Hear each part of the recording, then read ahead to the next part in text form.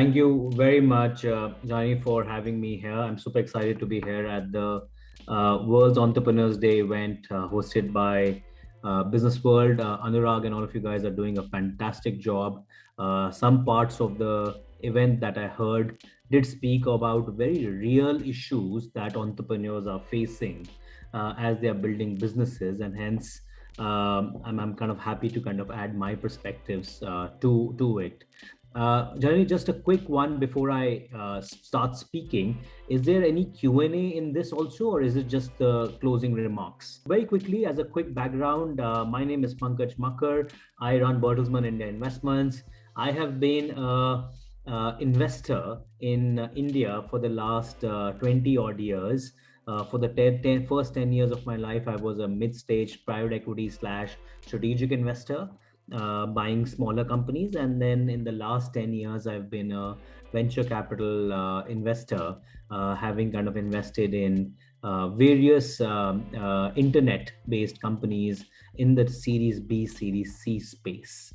I'm going to talk today about how investors and founders work together to build fantastic, large, successful enterprises. And one of the things that I firmly believe in, and I've been kind of saying that at various forums, the founders and entrepreneurs relationship is perhaps very similar to or second to how people get married actually.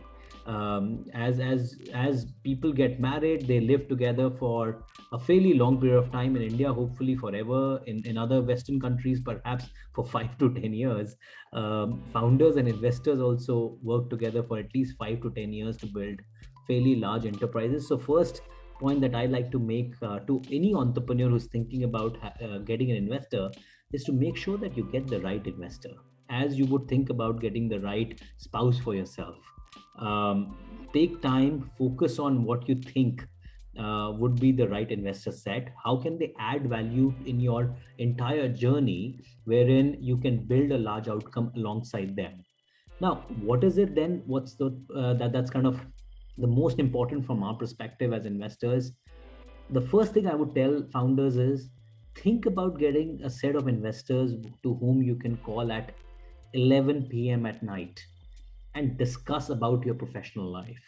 If you don't get that comfort, that vibe from the investors, trust me, you'll not be able to gel well with those investors to build really large enterprises. You ideally should not be taking back the baggage of your professional life into your personal life and actually talking to your real life wife about it. You have excitements, you have anxieties, you have problems. You have created a massive vision. You think about it every day and out. Try to find investors who are your professional spouses with whom you can kind of talk about, which basically then brings me to a few points where I feel investors have really helped amazing companies build large outcomes. And I'll give you some examples as I talk about some of those variables.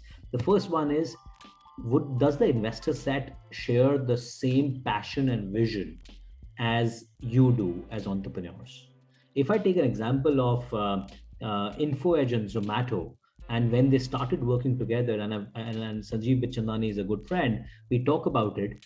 They were, as investors, they were as passionate as Deepinder in building that business. And look where the business is today. It IPO'd a few months back. It's at an all-time high in terms of valuation and so on. The business is a rock-solid business, and that joint passion and vision to build really large, successful businesses is the first thing that marks a good investor from a not so great investor.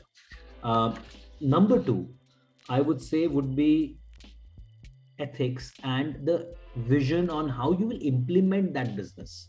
Now, there's been a lot of talk on some businesses being high burn business, some businesses being low burn business. Sometimes investors say, hey, I don't want to burn money. Sometimes businesses say, or investors say, burn money, etc. Find the investor which is suited to your own journey in terms of what you want to build.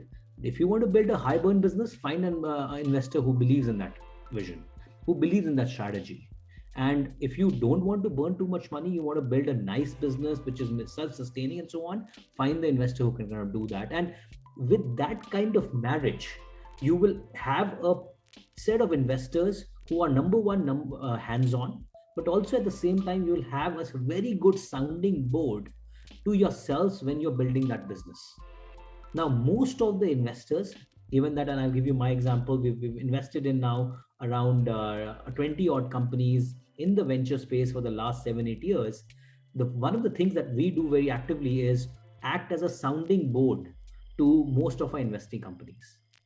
It could be very basic things as, should I even hire, what type of people should we hire, what CTC should we pay to the set of people we need to hire, should we launch a certain product in a certain way. Now, given that we have had experiences of probably a few decades, and we may have kind of seen similar problems in other companies which we have tackled in some way, we may bring that outside in experience to help entrepreneurs think about it. That, by the way, does not mean that investors are always right.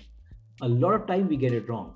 So you need to take that advice with a pinch of salt to say, hey, listen, this is a good advice coming my way, but I will use my own head to figure out whether you want to kind of agree to that or not.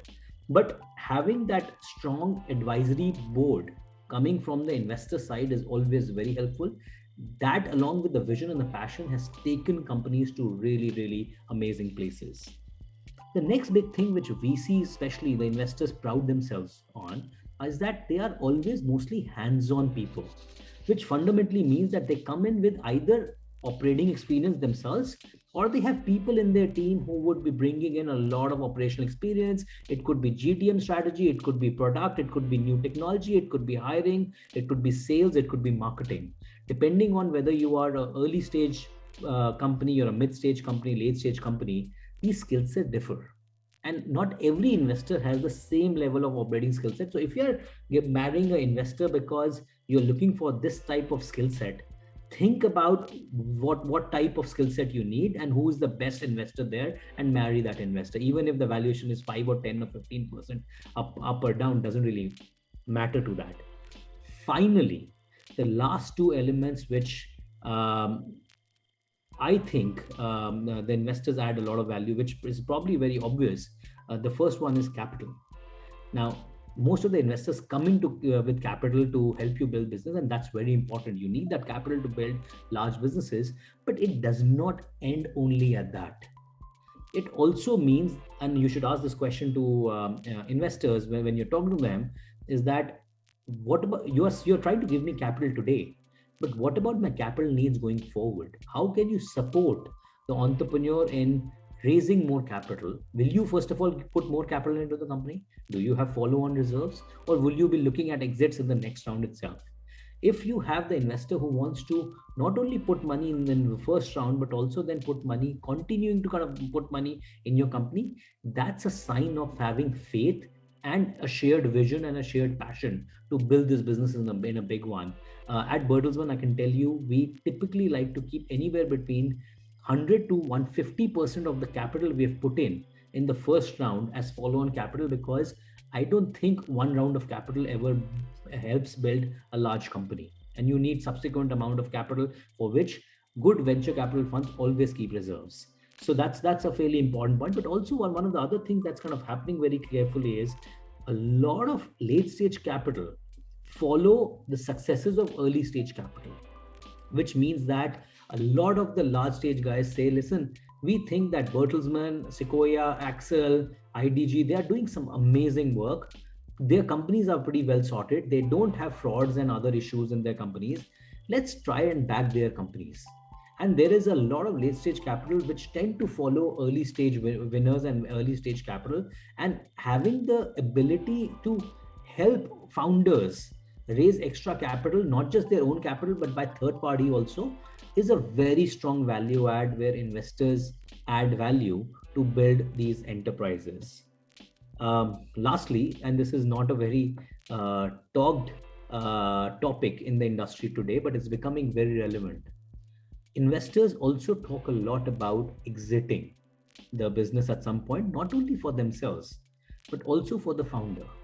Now, there have been cases, let's take an example of, again, Zomato, where Deepinder wants to build his own business and he's IPO'd the company and he's running it. That's great.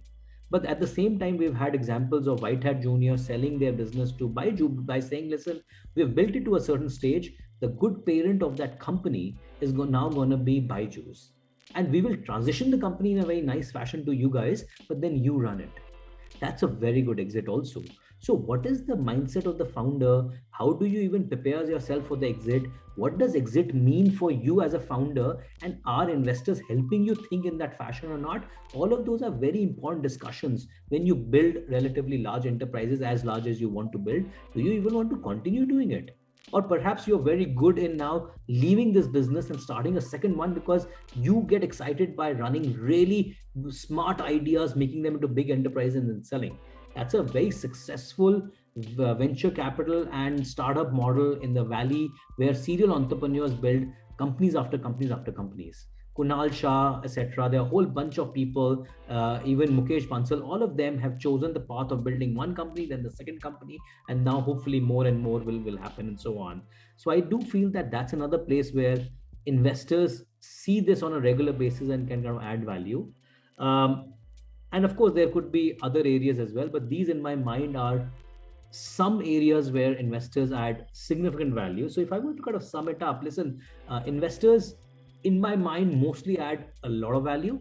In sometimes, given that they're fairly opinionated, they may not add as much value, might even destroy value. So the most important thing, if I have to summarize what I just talked in my closing remarks, be very careful in what type of investor you want to marry. And I use the word marry because it is a marriage. You're bound with the investor in your professional life for the next 5 to 10 years. Make sure you're getting the right person.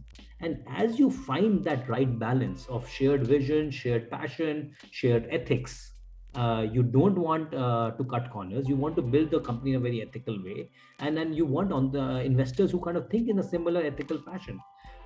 Once you've done that, of course, you start thinking about the operational excellence piece. You start thinking about whether they're bringing capital, what valuation they're giving you, can they help you in for further fundraise, and so on. So that's I would say my way of describing how investors can contribute in building really large, successful entrepreneurships and enterprises. Last point being, most of the investors hopefully are patient enough to see the companies reach that level, and that patience is a very strong asset with the investor, which a founder should kind of also explore and do it. That's my view, and happy to take any question. This is if there are any. This is a great time for entrepreneurship. I do believe that there is a lot of venture capital money in the market. Roughly around 150 plus funds are active. There are strategic guys who are coming and building corporate venture capital in a big way. So there are a lot of people who are willing to back really good ideas. The question is, which type of investor do you want, and why do you want that investor? Is it just the valuation, or there are other things to think about? I would say think about the value add that investors can bring, so that you end up building a successful practice. Don't just go for the most pretty girl in the market to get married. Find the person who you are. I think that's how I would end that conversation on founders and investors relationship.